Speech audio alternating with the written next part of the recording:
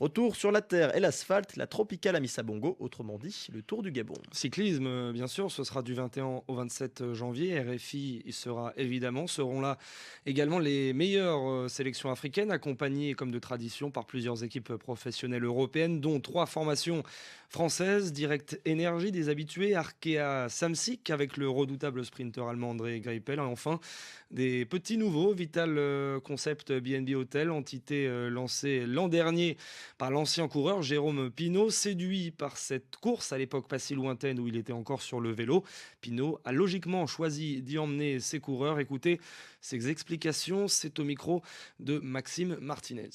C'est la première belle course sur le calendrier. Il y a l'Australie qui est réservée aux équipes pour le Tour. Nous, on a l'opportunité de faire la tropicale. C'est une course par étapes.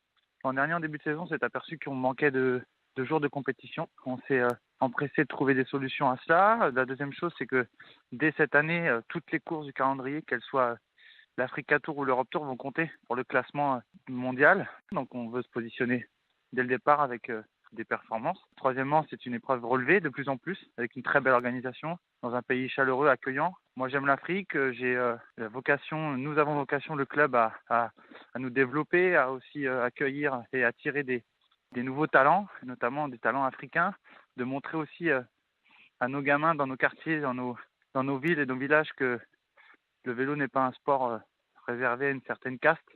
Il est ouvert à tous et praticable par tous, et notamment en compétition. Pour vous, c'est aussi une façon de repérer des coureurs africains notamment qui pourraient intégrer le club dans les saisons à venir? Bien sûr, pour nous, c'est aller courir là-bas pour gagner, aller courir là-bas pour nous développer, nous personnellement, nos coureurs, les coureurs actuels du club, mais aussi détecter des talents. Moi, lors de ma première participation à la Tropicale, j'avais pu notamment apercevoir que l'Érythrée avait un très très beau potentiel, il y avait un beau potentiel dans ce pays. J'avais été battu sur une étape par Nathanaël Beran. Mm. Daniel Teklemanot faisait ses premiers coups de pédale. On le découvrait et on s'est aperçu que ça a donné de très bons coureurs. Donc oui, effectivement, on a toujours un œil sur ce qui se passe là-bas. Vous l'avez dit, vous l'avez disputé comme coureur avec la Quick Step notamment.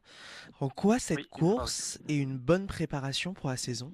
Disons qu'elle n'est pas trop tôt dans la saison. Elle est à la mi-janvier, fin janvier. Donc ça permet d'enchaîner tout de suite derrière sur le calendrier européen. Elle est relevée. On y trouve un bon niveau. Elle est aussi au niveau du terrain assez difficile. C'est pas tout plat. Il y a quelques bosses.